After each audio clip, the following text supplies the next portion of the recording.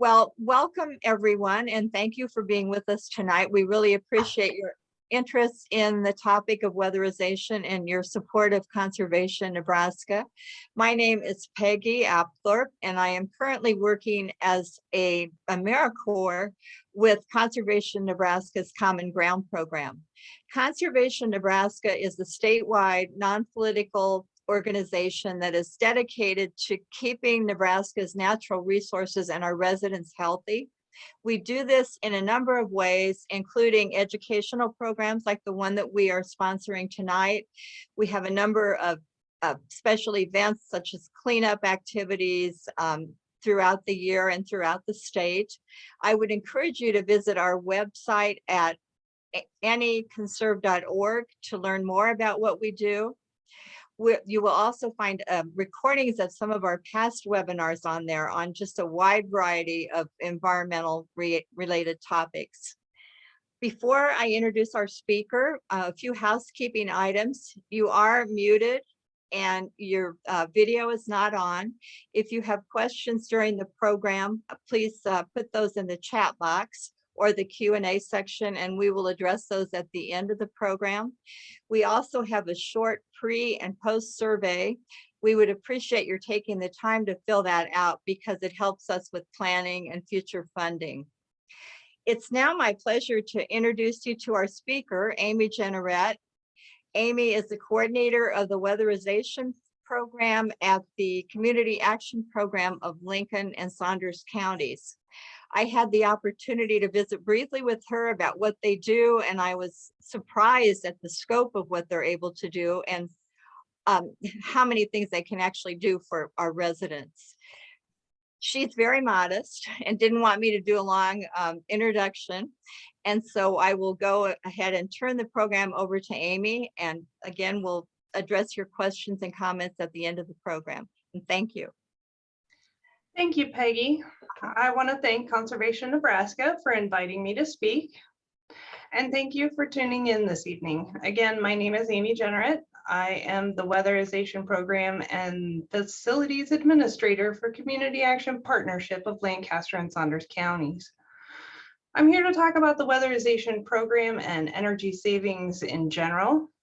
The items I'm going to talk about this evening are: what is weatherization? How is weatherization funded? Who weatherization serves? What a weatherization process looks like, weatherization impacts, and energy savings ideas for you.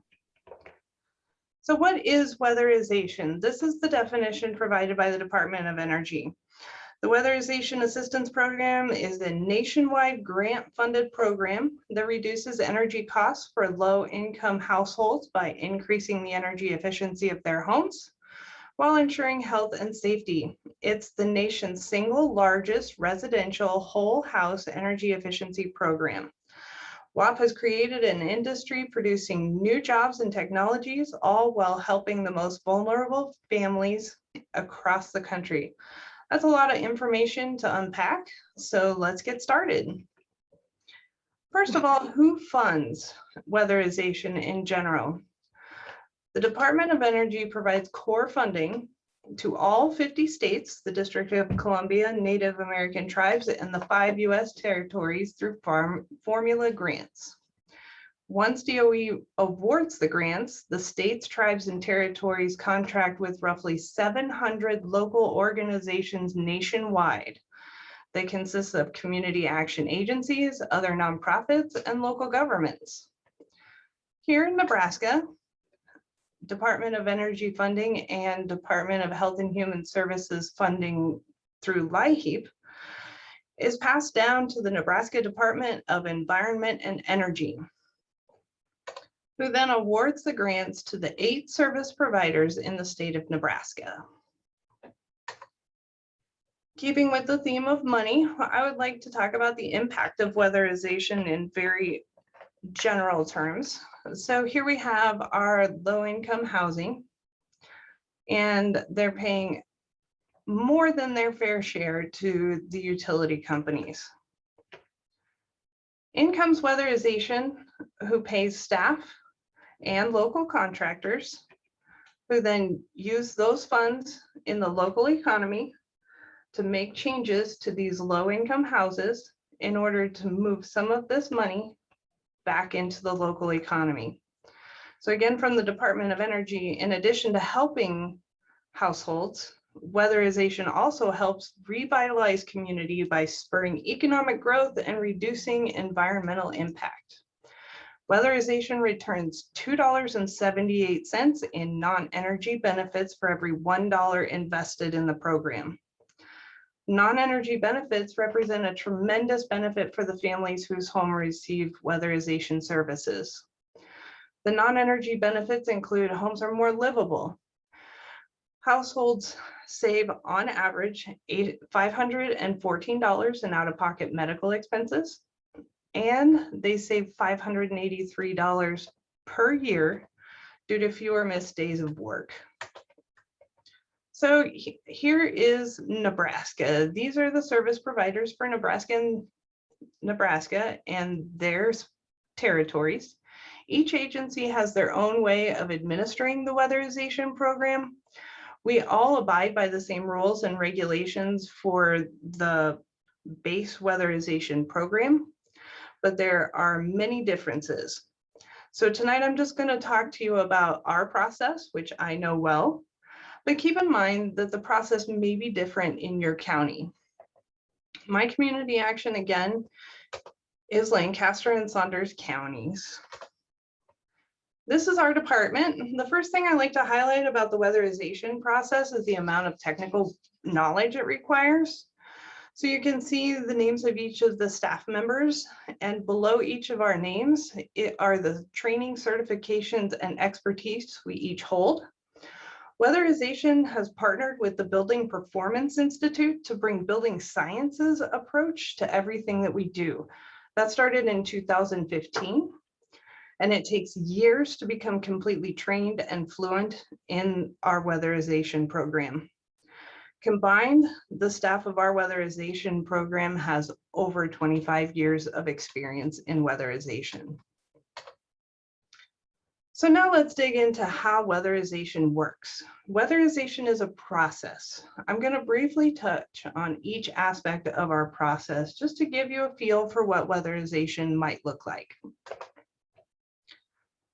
This is a program for people with low income. So the beginning of the process is to determine eligibilities. There are 2 steps to eligibility for weatherization. The house needs to be eligible. We weatherize most types of housing, so we can weatherize traditional homes, mobile homes, duplexes, apartment complexes, shelters, and more. We can weatherize for homeowners or for renters, as long as the landlord gives us permission. With multifamily housing, we do need all the tenants to apply for the program. Not all of the tenants need to meet eligibility requirements, but they do need to apply. Next, we need to check when or if this address has been weatherized before. We're only allowed to weatherize an address once every 15 years. Finally, we need to determine if the house is complete, structurally sound, and free of hazards. But we'll talk more about that later. Next, we need to determine if the household is eligible. So a key to that is to figure out what is a household. For weatherization, a household is determined by the house or unit. If a person resides in the home, they are part of the household. We don't take relationships into account when determining what a household is. So we combine the income of all of the individuals in the household to determine income eligibility. The total gross income for everybody together needs to be less than 200% of federal poverty. This is higher than many programs. In our program, a household of 4 members can make as much as $53,000 a year and still qualify.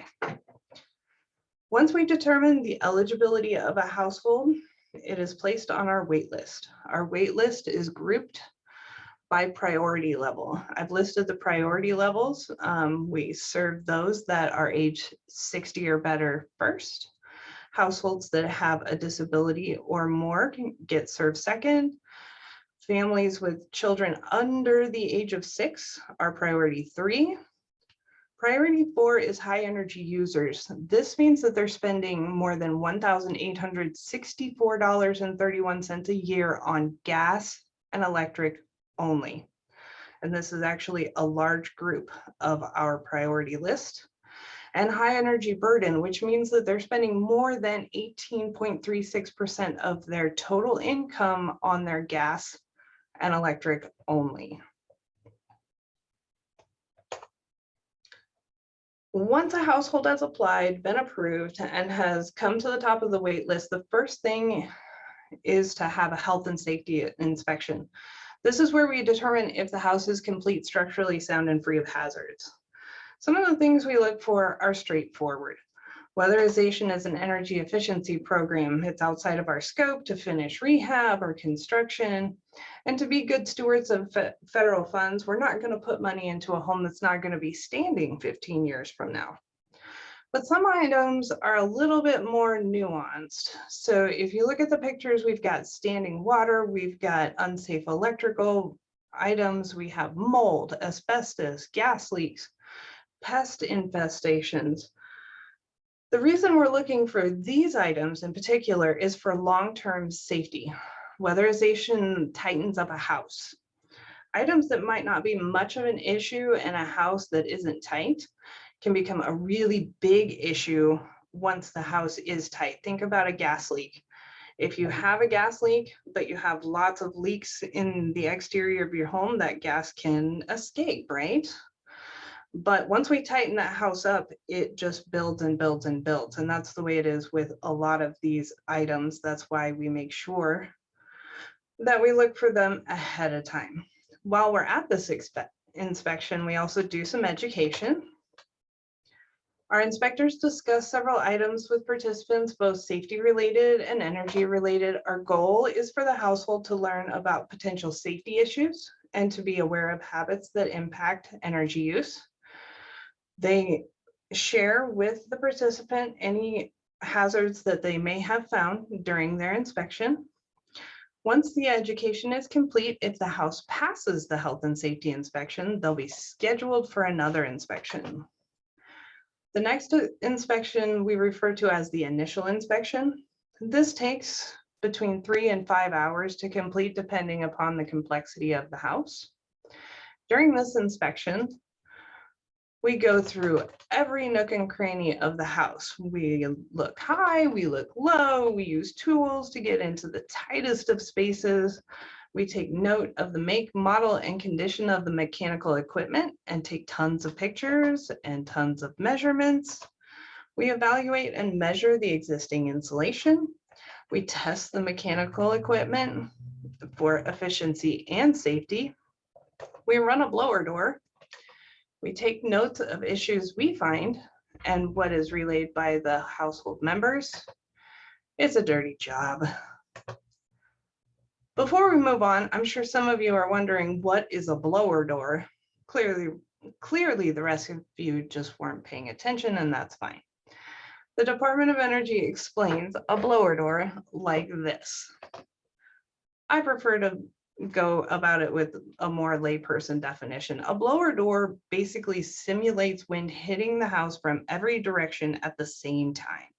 When a blower door is running, you can feel all the drafts around the windows, whether weather stripping is working, and every place that air might be moving through your exterior walls. Not only that, it gives you a number that represents the amount of air that's moving through the exterior of your home. We use this as a benchmark. We run the blower door several times throughout the process to ensure that we can quantify the impact that we're making on the tightness of the home. Now back to the process. Once we have all these tidbits of information and test results, we enter it into a software program. This software program analyzes all aspects of the house. It utilizes the climate information for the area of the country the house is in. Nebraska, for example, has 4 different climate zones. It also takes into account the gas and electric rates, how much it costs for this state. It compiles all of that information to determine what can be done to the house that is cost effective. Cost effective is defined as each item's ability to save the household enough energy to pay for itself over its lifetime. For example, Attic insulation has a 40-year life. Let's say it costs $2,000 to install. This software analyzes whether the reduction in gas and electric use will be enough to cover that $2,000 installation cost over the next 40 years. The software spits out a report of all the things that we should do to make the house more energy efficient.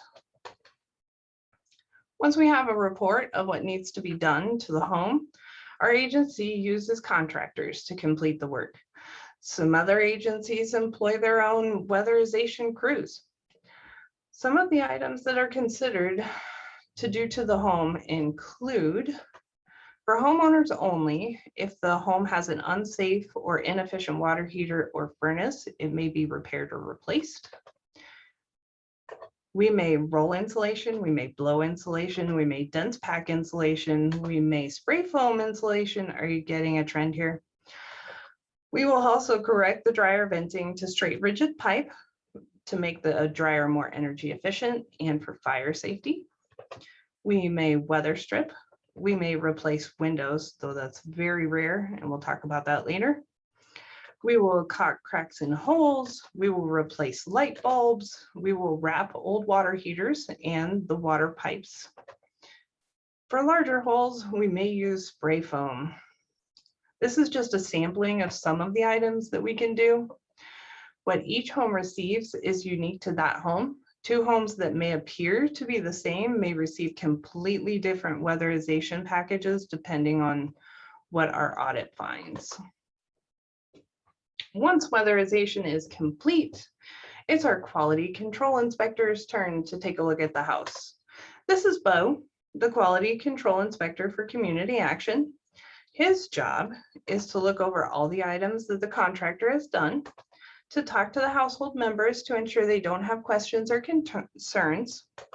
He's going to retest all of the appliances, compare the work completed to the work order, and finally run a blower door to see how we did. Everyone is hoping that Bo will be happy. And the main reason is these are just some of the agencies, departments, and organizations that can and do monitor every aspect of our work. We are under some kind of monitoring every month of the year. So we hold ourselves and our contractors to an exceptionally high standard. But it's all well worth it because the impact is so great. I like to illustrate our impact like this. We impact the household by saving them money on their gas and electric bills. We impact the community by ensuring safe, energy efficient housing is available to individuals and families with low income. On a broader level, we impact the nation by reducing energy consumption and lessening the strain on our aging utility infrastructure. And we impact the world by reducing the use of fossil fuels that are both non-renewable and a major source of pollution. So I like to think that weatherization is saving the world, one house at a time. So now we're excited. Let's save the world, starting with our own house, right? But where do we start? So I encourage everyone to start this process by learning more about your home. Take a peek in all of those spaces you may not have seen, like your attic, your crawl space, that scary basement. Research what kind of mechanical equipment you're using. What's its efficiency? What is its lifespan? Is it clean? Is it leaking? Look for all those potential hazards that we were talking about. Prioritize removing and repairing those items before we work on sealing up the house. From there, your options are based on your resources. For those that are or think they might be eligible for weatherization, contact your local weatherization provider. For those at the other end of the spectrum that may have the means, research for-profit weatherization providers in your area.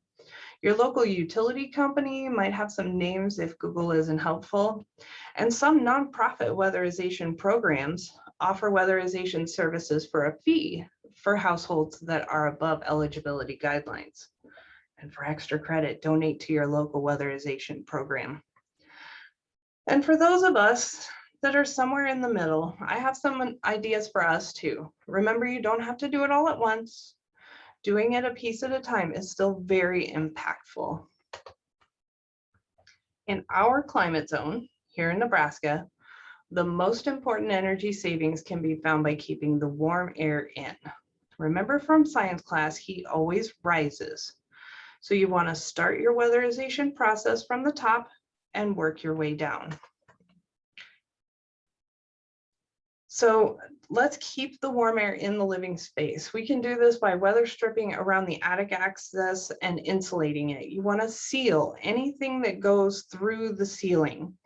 To do this, if you don't currently have a lot of insulation, the best way to do this is to go into your attic and turn on the lights downstairs, and you can see the light coming through the ceiling.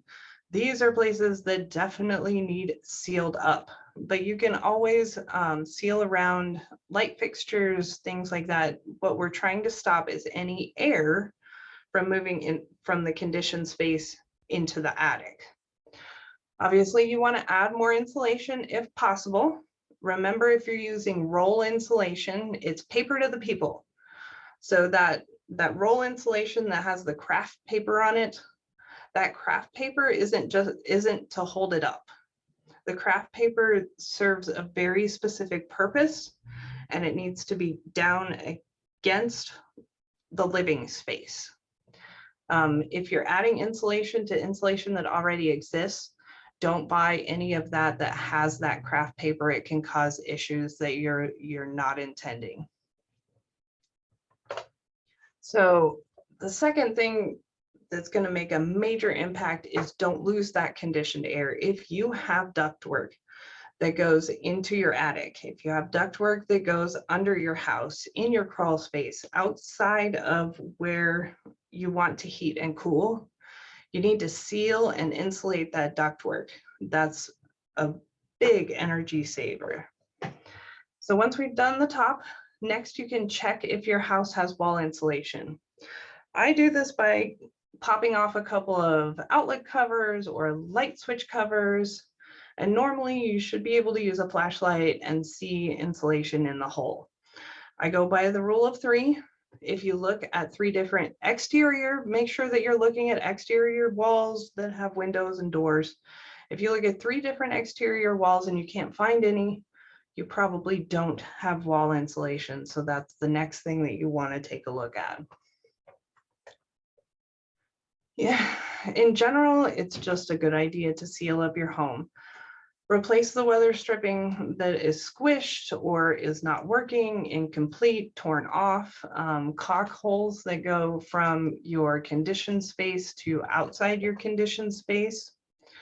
You can make your water heater more efficient by installing pipe insulation on all of the hot water lines that you can get your hands on. If your water heater is older and is outside of its warranty, you can put a water heater wrap kit around it. It's actually something that you can buy at your local hardware store.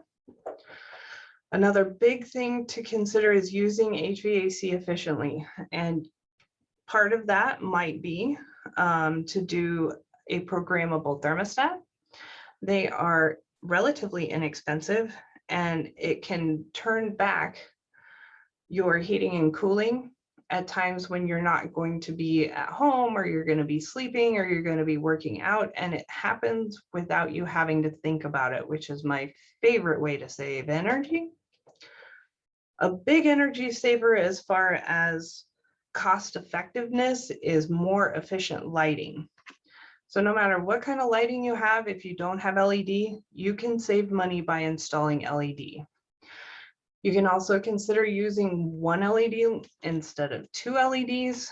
You know, go ahead and do the calculation. So 2 60-watt equivalent light bulbs is more than 1 100-watt equivalent LED.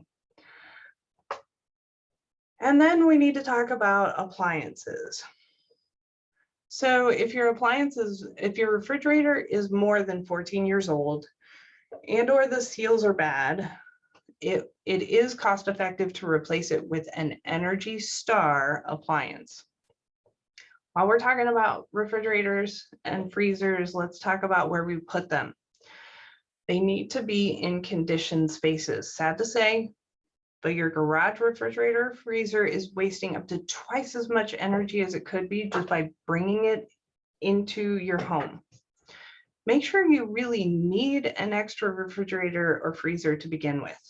It costs you money every single month just to have it and have it on. Do you really need it that bad? Something to think about. If your electric water heater is more than 13 years old, it's probably time to replace it. Heat pump water heaters have made huge advances in the last 5 years. I really encourage people to look into it. There are a lot of plumbers that are a little bit hesitant to use them, but bring them up as something that you're interested in and see if it's something that fits your house. They don't fit in all configurations, but if you can install a heat pump water heater, it's going to save you money.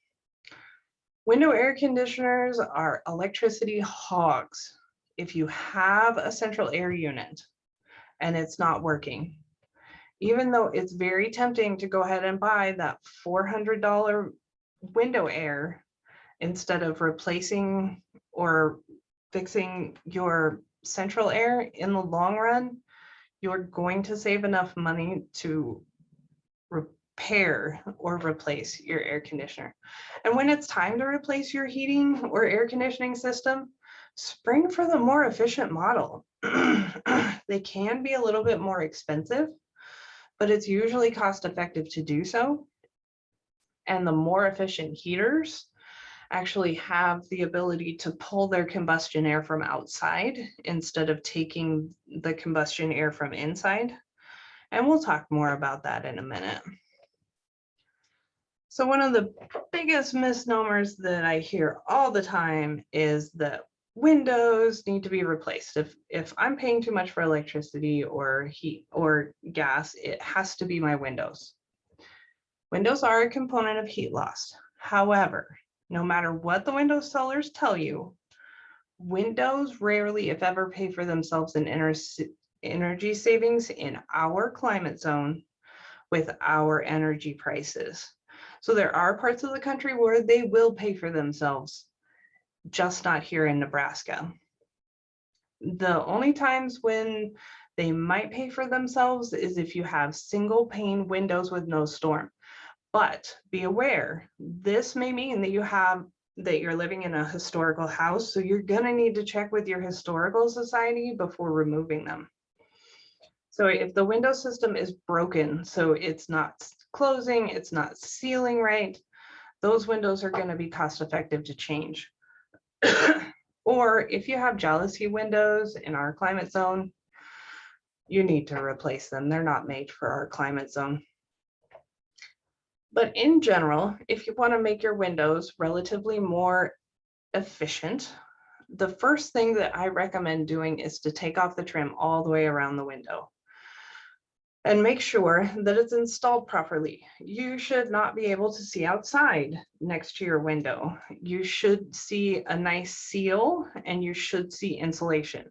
If those things are missing, those are great items to install. So you can use spray foam, you can use different kinds of caulking, and then go ahead and put in some insulation. It can be as easy as a little piece of fiberglass bat in there, and then put your trim back up.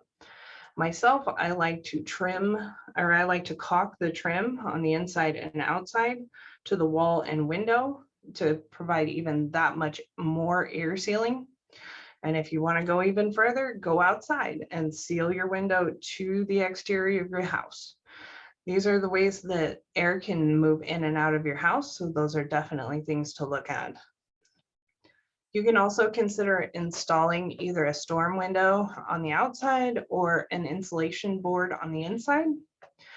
One thing to be aware of when you're doing things like this or adding plastic or whatever you want to do is you do run the risk of creating a microclimate.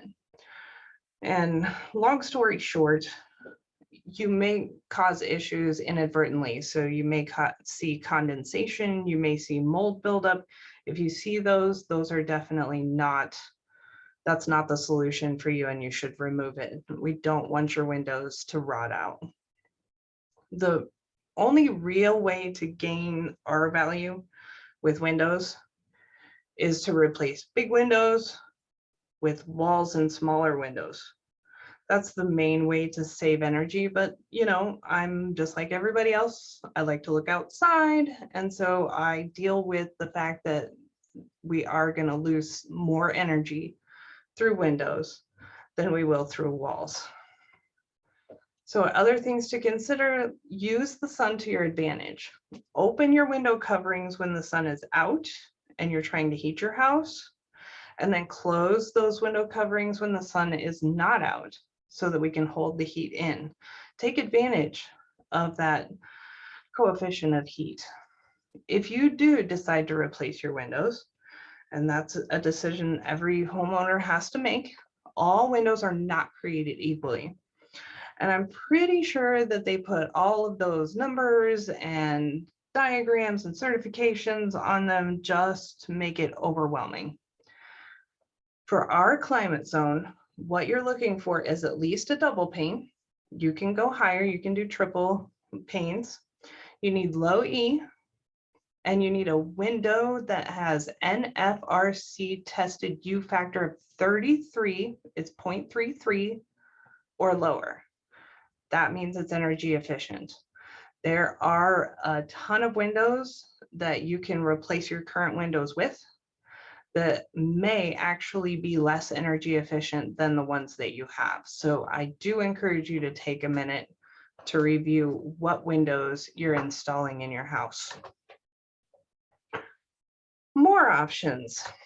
Okay, so it's just basic behavior that you can do that'll save energy in your house. Do the heat making activities during the coolest part of the day. This doesn't matter if it's winter, if it's summer, what time of year it is. During the coolest parts of the day is when you want to run your stove. This is when you want to run your dryer. This is when you want to take a shower. All of those things that make heat to save energy. Check the seals on your refrigerator again, and don't forget your stove. And when you're cooking with your stove, leave it shut. I understand the want to keep checking the stove, but every time you do that, it's increasing the amount of energy that that poor stove needs to use to cook your food. So just leave it closed, trust the recipe. If you need to, turn on the light, look through the window, but do your best to just leave it closed. Same with the refrigerator. Mom always said, shut the refrigerator. There's a reason. Fans are amazing. I love a good fan. They can make you feel a lot cooler when you're hot. However, they don't actually cool anything. They move air. So if you're not standing, sitting, or laying in front of the fan, just turn it off. It's not doing anybody any good by running continuously when there's nobody in the room. Identify all of your HVAC vents. So where your heat and cooling comes from, find all of those vents and make sure that they are open and that they are clear. And I get pushback from this sometimes because there's the old adage that, well, I don't use the spare bedroom and I don't use the office, so I'm going to go ahead and close those vents and that's going to save me energy. It kind of does, but at the expense of your heating and cooling system. Your heating and cooling system is designed for the size of house that you have.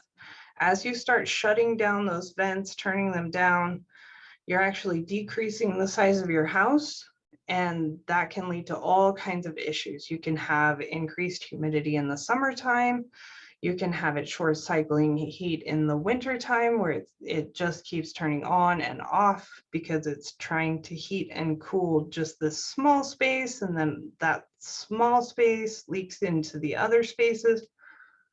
Just trust me, the building science is real, and it says to leave all your vents open and make sure that they're clear and the air can get out of them.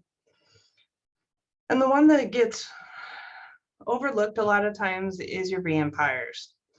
So your TVs, your computers, your electrical equipment, even lamps and curling irons, they use energy even when they are off.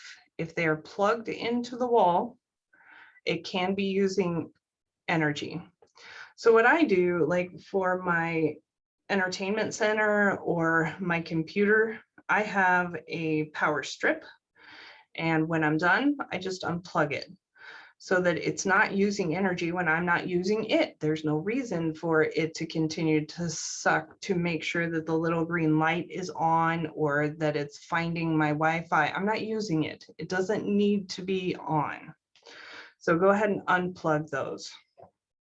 This can be up to 10% of your energy use, believe it or not.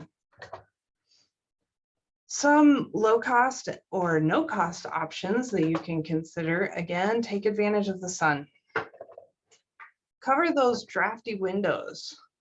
So you can use well-sealed plastic, you can use insulated drapes, even blankets and towels. If you have a window that you've identified that's having a lot of energy exchange, these are some low cost, no cost options to save you some energy.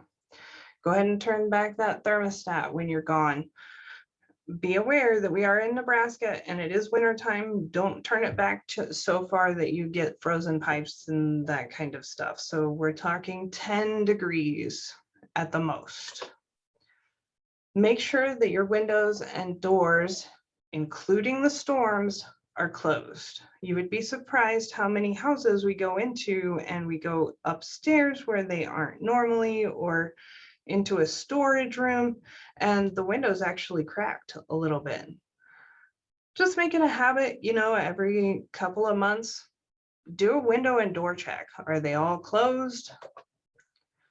Maintain your heating and cooling systems. This has the biggest payback in every aspect.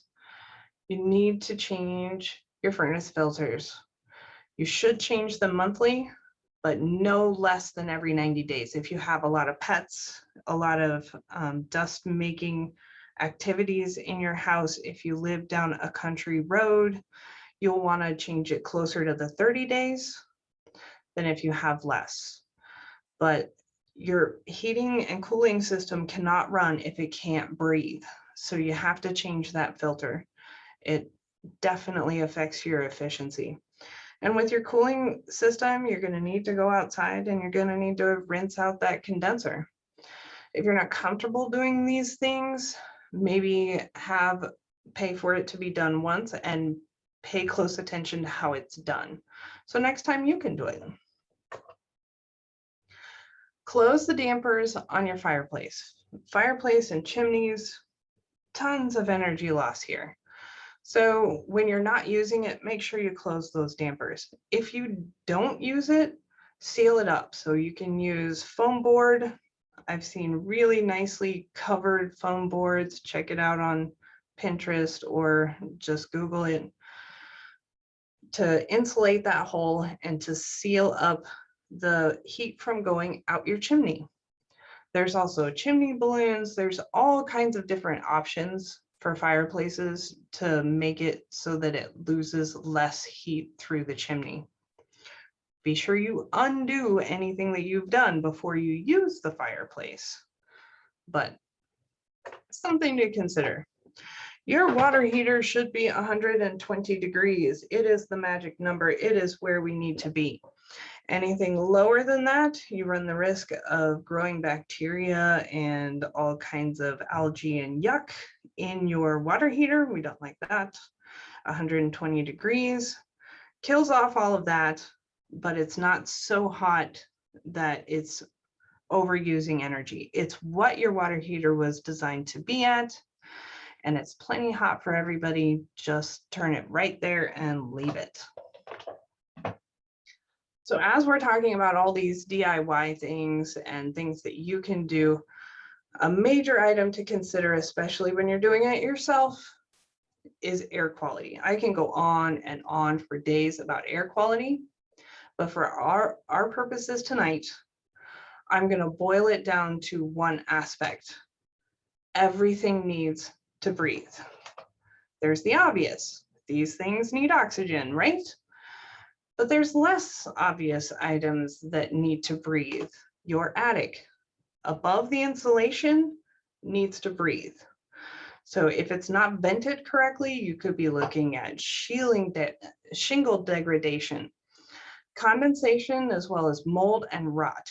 Seal your ceiling, not your attic. Your attic needs to breathe. Combustion appliances. If it gets gas and makes heat, it uses oxygen.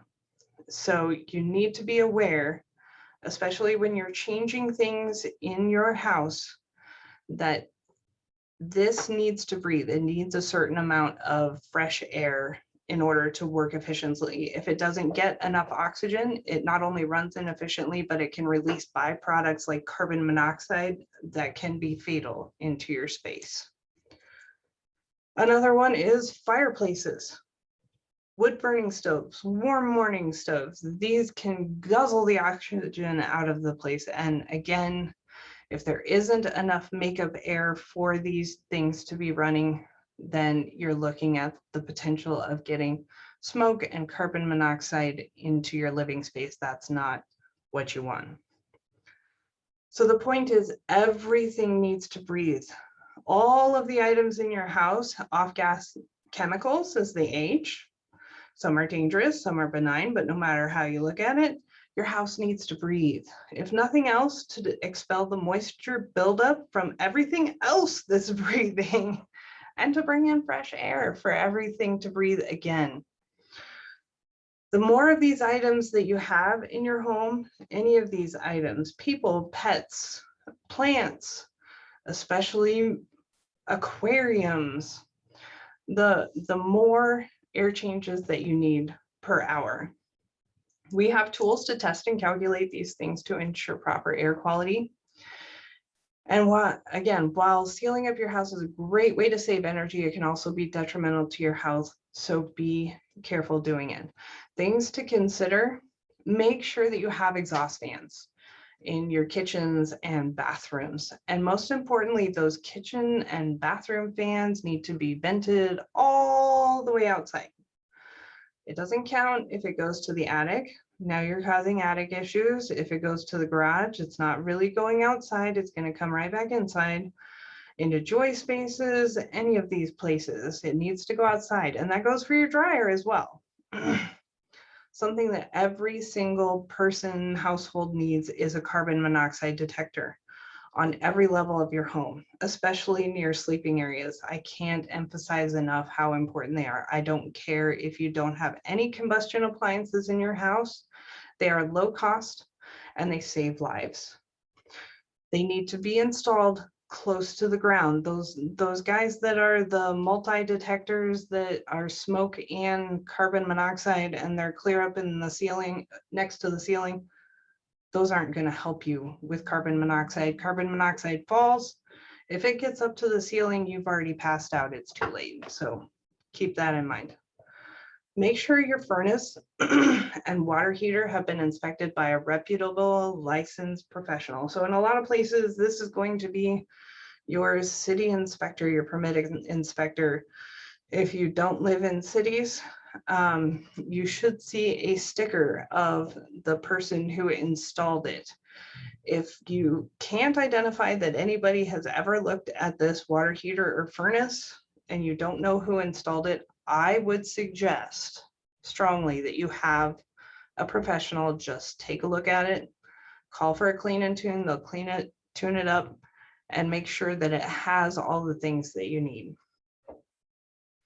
If you're going to change the space around any of your combustion appliances, so that's your stove, your water heater, your furnace, use combustion calculators. There's a ton of them online.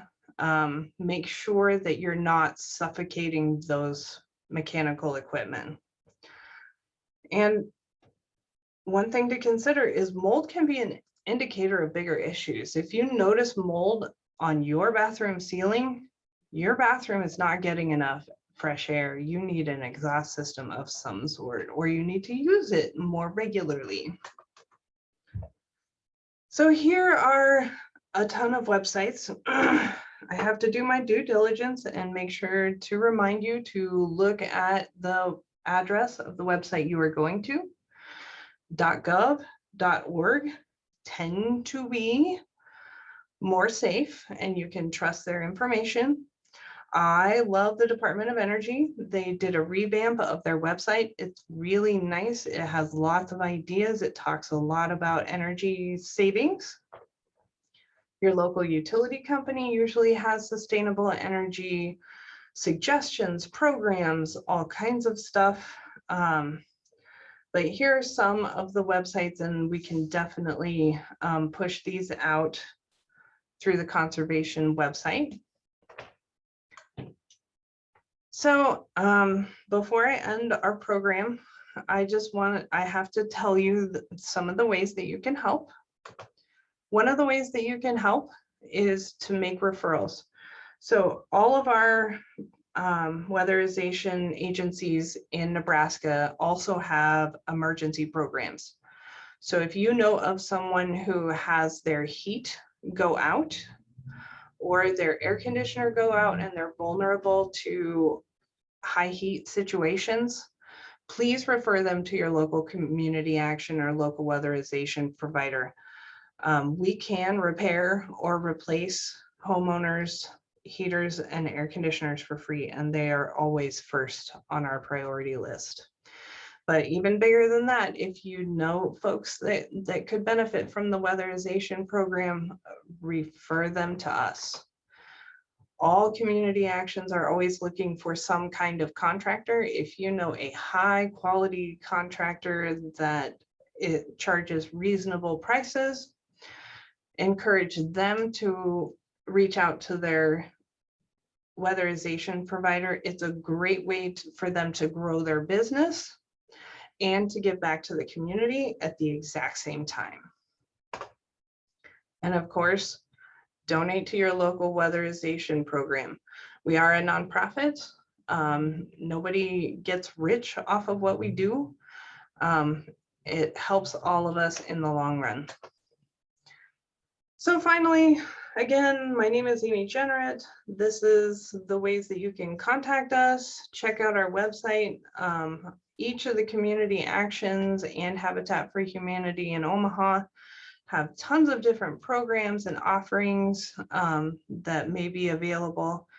So reach out to me if you're in my service area, reach out to your local. If you're outside my service area, if you're not sure, let me know. I'll point you in the right direction. Thank you. Well, thank you, Amy. That was really an excellent presentation, and you gave us a lot of great information. We have one question so far, and it has to do with how many homes does your organization help with weatherization per month? And I guess I would wonder too, how many do you have on your, do you have a waiting list in Lancaster and Saunders, or yeah, give us a little information there? So our wait list, everybody has a wait list. It varies by location. The one at our agency runs between 50 and 100 people on the wait list. We complete on average 60 homes a year.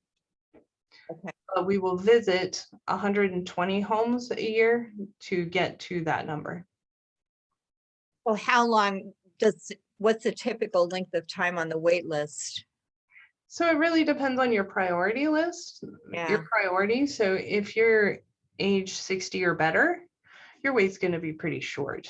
If you don't meet any of our priority groups, you could be waiting years, because everybody that applies in a priority group higher than you gets to jump over you on the wait list. Okay. Let me see here. I think that was answered. I'm just trying to check if there's another. Okay. Does anyone else have any questions? I would like to say that this has been recorded and it will be on the Conservation Nebraska website in a week or two.